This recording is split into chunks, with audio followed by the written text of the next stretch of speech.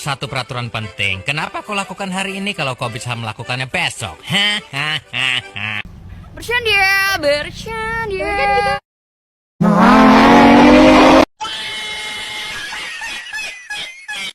Anda ingin sukses? Anda ingin maju? Anda ingin berhasil? Ya, jangan menyerah. Tekun, giat, semangat. Oh, hai. Sudah kenal maka tak sayang, sudah kenal kok menghilang. Just kidding, forever, underpass, fly off. Oke, daon nih.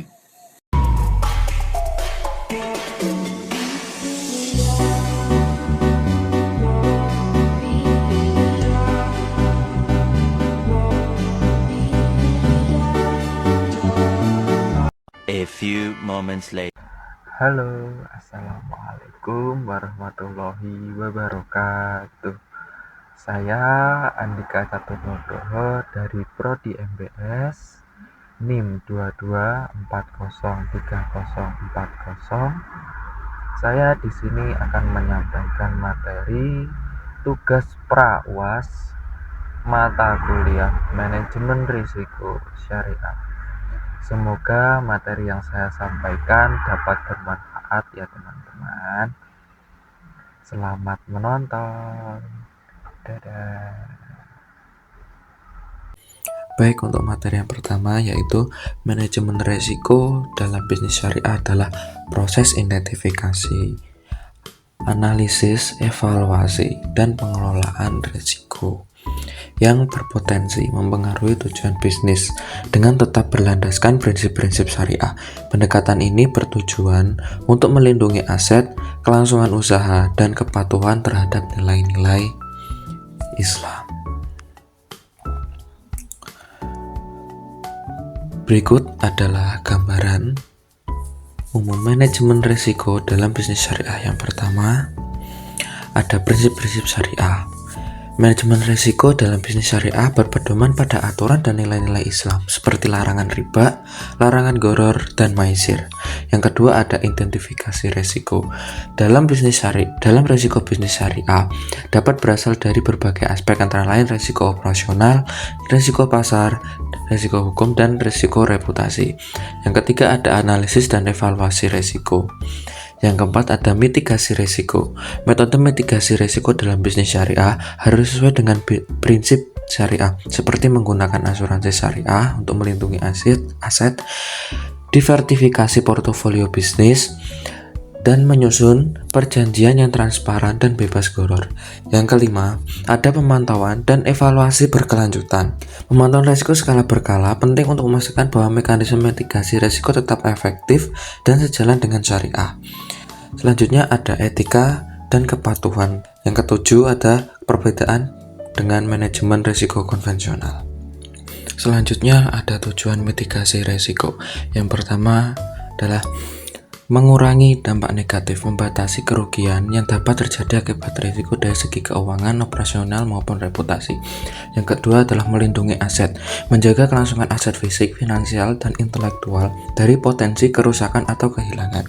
Selanjutnya ada meningkatkan stabilitas operasional, yaitu memastikan proses bisnis tetap berjalan meskipun terjadi gangguan atau ancaman. Yang keempat adalah mematuhi regulasi, memastikan regulasi tetap mematuhi aturan hukum yang standar dengan yang berlaku. Selanjutnya ada meningkatkan kepercayaan, memberikan rasa aman kepada pemangku kepentingan termasuk pelanggan, mitra bisnis, dan karyawan.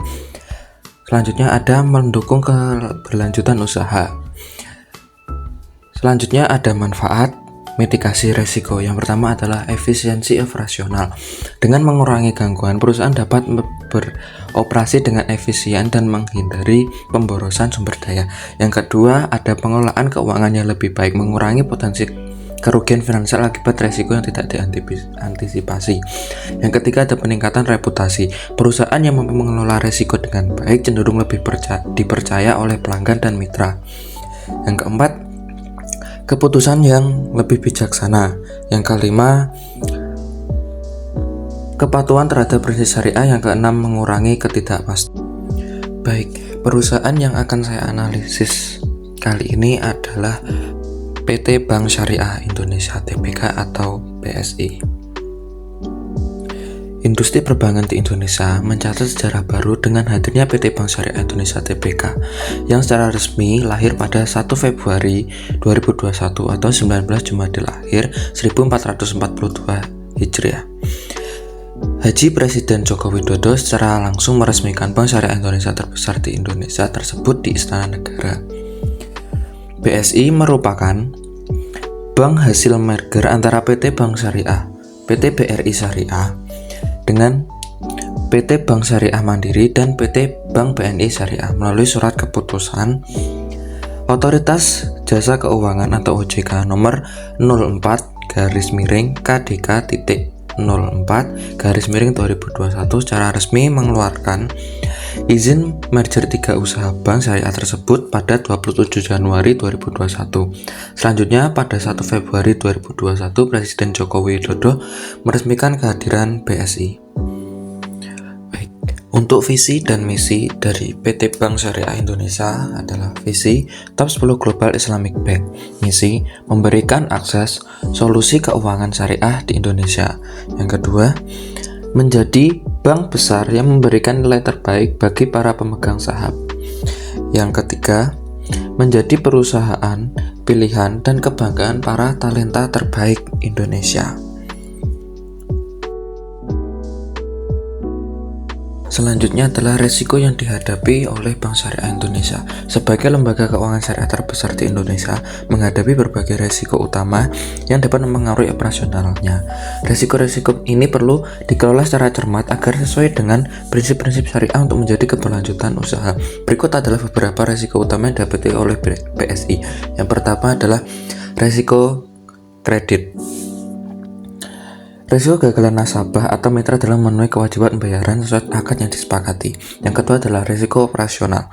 Risiko kerugian akibat kegagalan sistem, proses internal atau faktor manusia yang tidak sesuai dengan prinsip syariah. Yang ketiga, ada risiko pasar.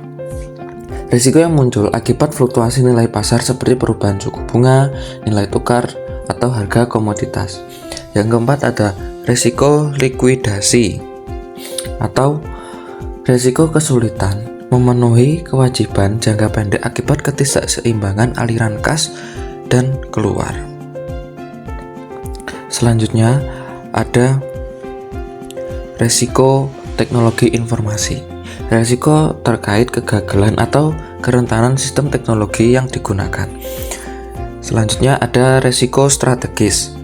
Risiko kegagalan dalam mengimplementasikan rencana strategis jangka panjang. Selanjutnya adalah mitigasi resiko dari Bank Syariah Indonesia.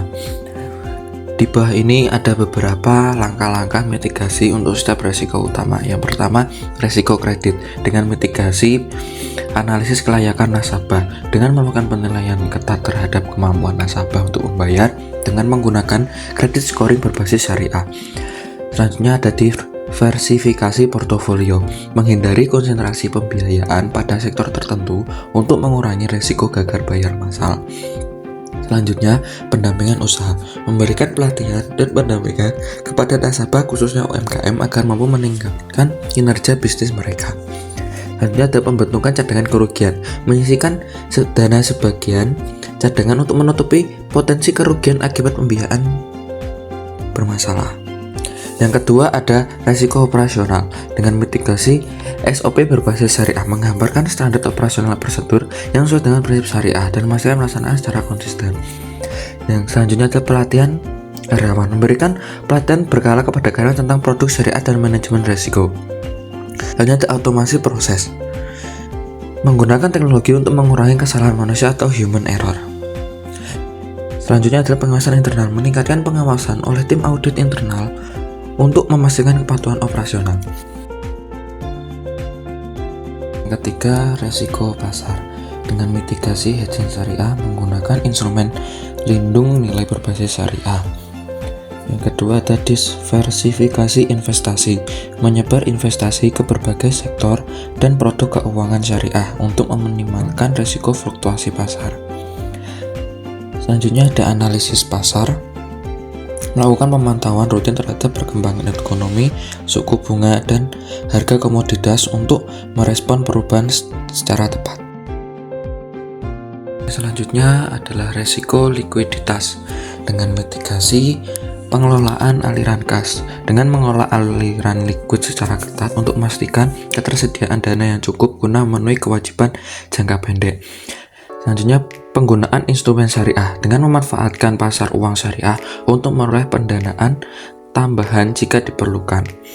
Selanjutnya ada resiko likuiditas yang ketat, menjaga resiko rasio likuiditas dan rasio pembiayaan tetap dana pihak ketiga sesuai regulasi OJK. Selanjutnya ada resiko teknologi informasi dengan mitigasi.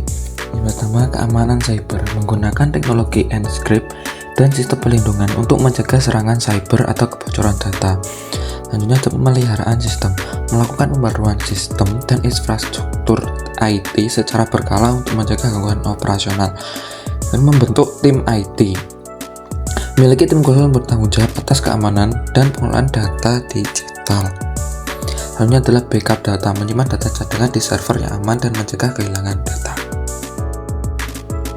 Yang terakhir adalah resiko strategis. Dengan mitigasi, perencanaan yang matang, menyusun rencana strategi jangka panjang dengan mempertimbangkan tren pasar dan kompetensi. Kemitraan strategis berkolaborasi dengan lembaga lain seperti fintech syariah untuk meningkatkan daya saing. Selanjutnya ada pemantauan KPI, mengevaluasi pencapaian indikator kinerja utama KPI secara berkala untuk memastikan implementasi strategi berjalan sesuai dengan rencana. Inisiatif khusus BSI dengan digitalisasi layanan, meluncurkan aplikasi BSI Mobile dan memperluas layanan digital untuk meningkatkan kenyamanan nasabah. Selanjutnya ada inovasi produk syariah, mengembangkan produk yang lebih kompetitif seperti pembiayaan properti berbasis murabahah dan tabungan emas. Selanjutnya ada edukasi pasar syariah, mengadakan seminar, pelatihan, dan kampanye edukasi untuk meningkatkan literasi keuangan syariah di masyarakat.